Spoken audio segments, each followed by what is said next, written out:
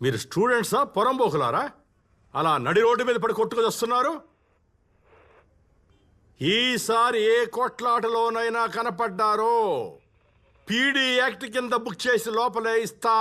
అర్థమైందా? అర్థమైంది సార్. ఈ 2 బ్యాచ్ల వాళ్ళ పేర్లు అడ్రస్లు సపరేట్ గా నోట్ చేసుకుని పంపించాలి. వెళ్ళు. మీరు రండి.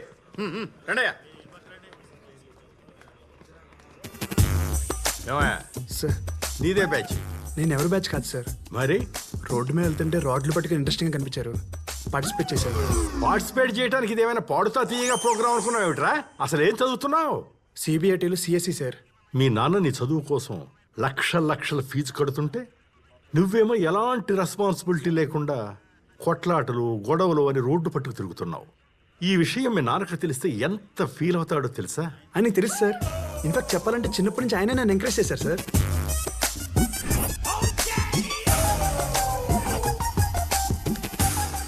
ఒక్కసారి అర్జెంటుగా మీ బాబుని స్టేషన్కి రమ్మనరా. వీడికి ఇది అలవాటైపోయింది సార్. ఏదో లోపలేసేయండి, బుద్ధి వస్తుంది. నానా ఏ కానిస్టేబుల్ సార్ ఛీ ఈ కుర్రాడిని వదిలేసి ఇతన్ని సాయంత్రం దాకా లోపలేండి. సార్, ఆ కొడుకు తప్పు చేస్తే తండ్రికి శిక్ష ఏమని ఏ చట్టం చెప్పింది సార్? మరి పిల్లోడు ఏడిస్తే పక్కన వండి కొట్టమని ఏ చట్టం చెప్పిందో? మొత్తం చెప్పేశావా సార్?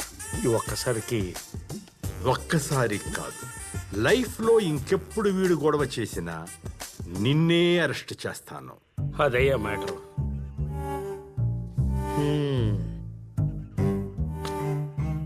సార్, మీ ఫేట్ ఫ్యాంటా తాగి ఈ సిఐ గారి దృష్టిలో పడ్డారు. వీడు అసలు పెద్ద శాడిస్టు. కింద కారం పెట్టి నోట్లో ఐస్ క్రీమ్ పెడతాడు. వీలైతే మీ కొడుకును మార్చండి, లేదంటే ఈ ఊరినే మార్చేయండి. 10th ఫెయిల్ అయినోడు సలహా ఏం వింటావులే అనుకుంటే సేమ్ ప్లేస్ రెగ్యులర్గా కలుసుకుందాం.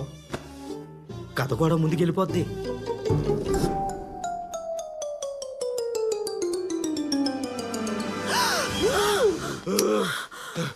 ఏమైంది? ఏదైనా పిడకలా? అవునండి, మన బాబంటే పడని వాళ్ళు 10 మంది మిమ్మల్ని నరికేశారు. నా భయం కూడా అదేనే. వాడికి ఎప్పుడు ఏ ప్రాబ్లం వస్తుందో ఏమిటో. నన్నెందుకు నవ్వుతారే మొద్దు మొహ? కలే వచ్చింది, కారణం రాలేదు.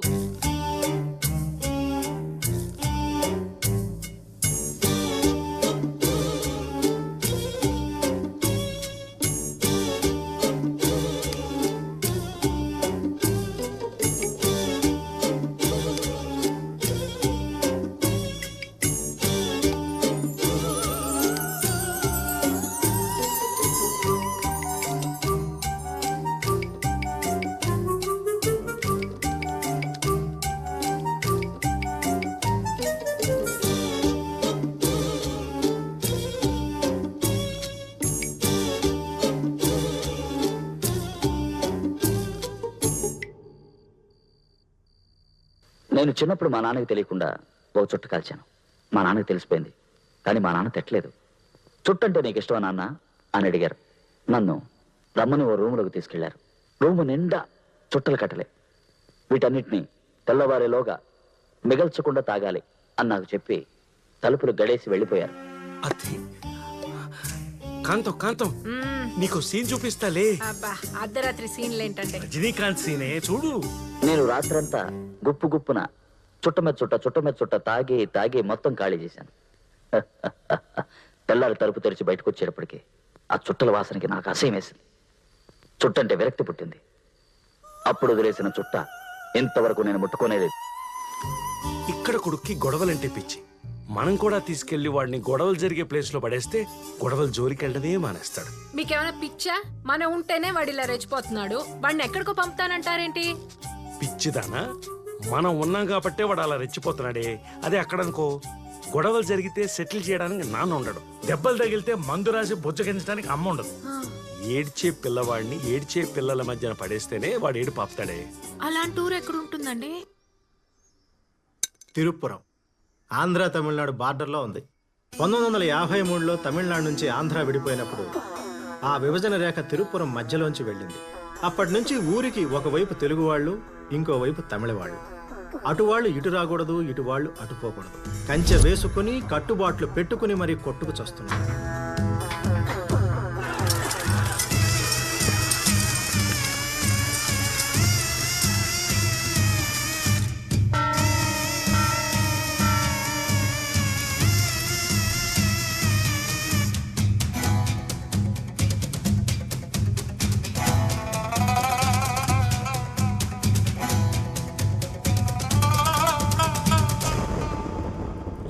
కంచేసి కట్టుబాట్లు పెట్టింది కలిసి ఉండకపోయినా కనీసం బతికుంటారని.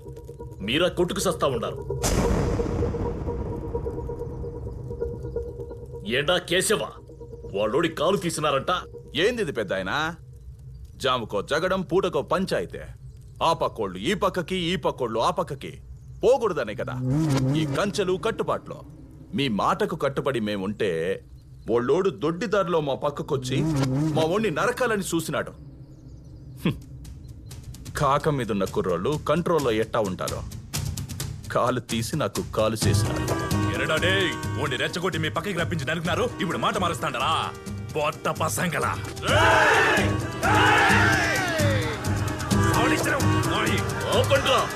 ఎంత చూస్తారా?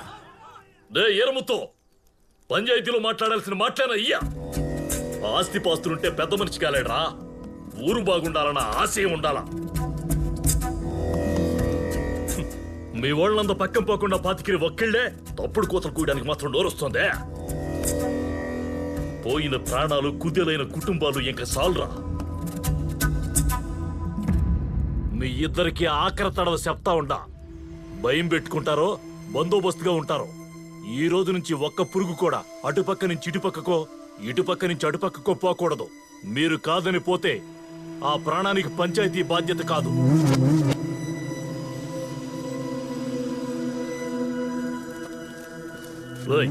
వాడి ఇంట్లో ఇరా. సరేనే. కోపం కుక్కకు కూడా ఉంటాది. బుద్ధి కదా కావాల్సిందే. వండ్రా. ఎన్నన్నా ఇది?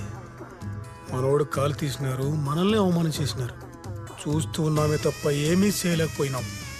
మనం కూడా ఓలోడి కాలు తీయాల్సిందే అప్ప. కంటికి కన్ను, పంటికి పన్ను అనే రోజులు పోయినారా బాల? మనోడి గాలికి అవతలోడి తల. ఇంత జరిగినాక ఈ పక్కకి ఎవడొస్తాడప్ప? కూలి మేరలో కాపు కసి ఎవరినో ఒకరిని రప్పించగలంటే అప్ప నా పేసరే. తిరుపురం. అక్కడ ఒక ఇంజనీరింగ్ కాలేజ్ ఉందిరా. తెలుగు తమిళ వాళ్ళు ఎవరైనా చదువుకోవచ్చు. ఊరి గొడవలలో పిల్లల భవిష్యత్తు పాడవకూడదని, కాలేజీలో గొడవ అన్నదే జరగకూడదని జమీందార్ రూల్ పెట్టాడు. అక్కడికి పంపించామనుకో, గొడవల మధ్య ఉంటాడు, సేఫ్ గాను ఉంటాడు. ఆ, వాడికి తమిళ్ రాదుగా. అక్కడ అందరూ తెలుగే మాట్లాడతారమ్మా. Uncle ticket ready.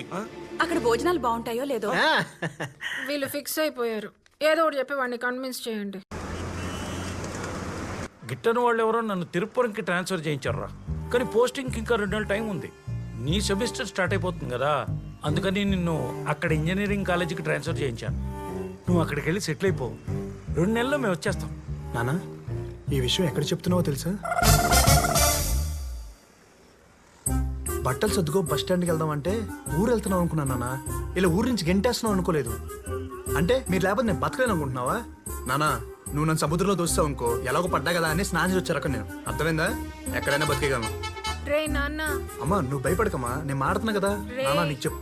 నువ్వు ఇలా మాట్లాడుతూ ఉంటే బస్సు వెళ్ళిపోద్దేమో అని భయం వేస్తుందిరా. అమ్మా అమ్మా నీ పసివాణమ్మ, నువ్వే లేక వసివాడానమ్మా, మాటే లేకుండా నువ్వే అలాగే 3 మంది వచ్చేస్తాడు. పదా ఎదలో గాయం